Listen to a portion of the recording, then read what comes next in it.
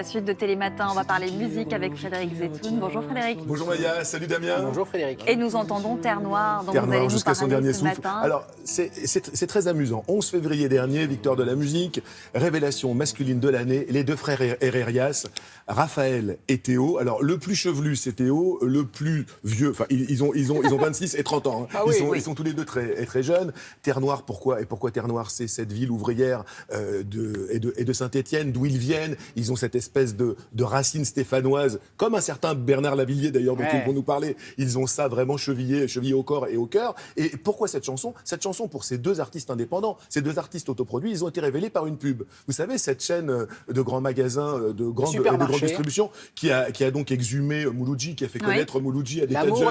L'amour, qui n'en avait jamais entendu parler, qui ont exhumé une magnifique chanson de William Scheller, Un endroit pour vivre. Ils passent la chanson. Leur marque de fabrique, c'est de ne pas prendre des musiques de pub traditionnelles, mais de prendre des chansons, de jolies chansons françaises, et de les passer dans leur intégralité. Et jusqu'à ce dernier souffle, venait d'être publié. Ça passait comme ça dans les milieux estudiantins, et c'est devenu un tube.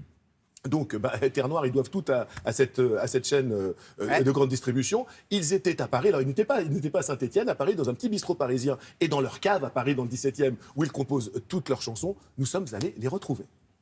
Je rêve que tu sois heureuse, que tu vives heureuse. C'est vrai, il y a de l'or dans les ondes. Théo, Raphaël, qu'est-ce que ça change dans la vie, une petite victoire de la musique?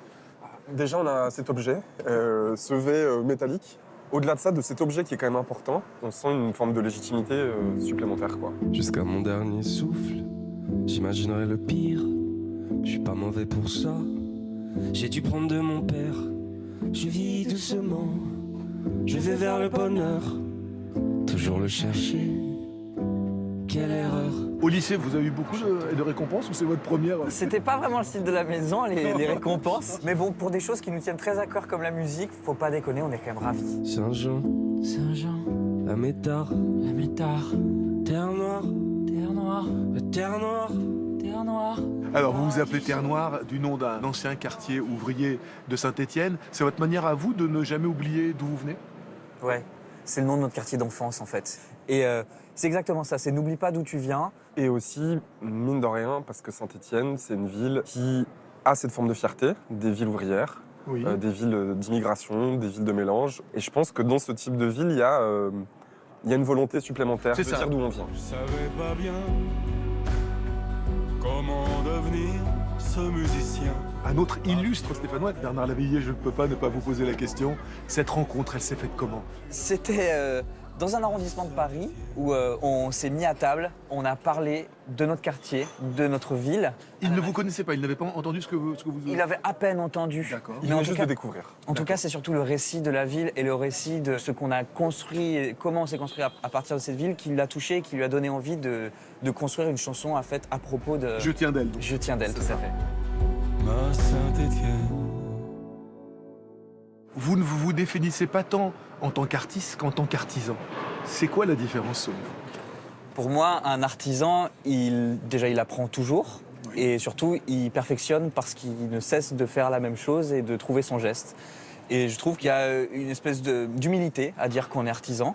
Et je trouve que c'est quelque chose, en tout cas, qui permet de toujours avoir le bon état d'esprit quand on se met au travail. Voilà. Alors si vous êtes des artisans, avec cette victoire, vous êtes un peu meilleur ouvrier de France. C'est pas mal. Ouais, c'est très bien, moi, ça me va. Les compagnons de la musique. Je rêve que tu sois heureuse, que tu vives heureuse. Je rêve.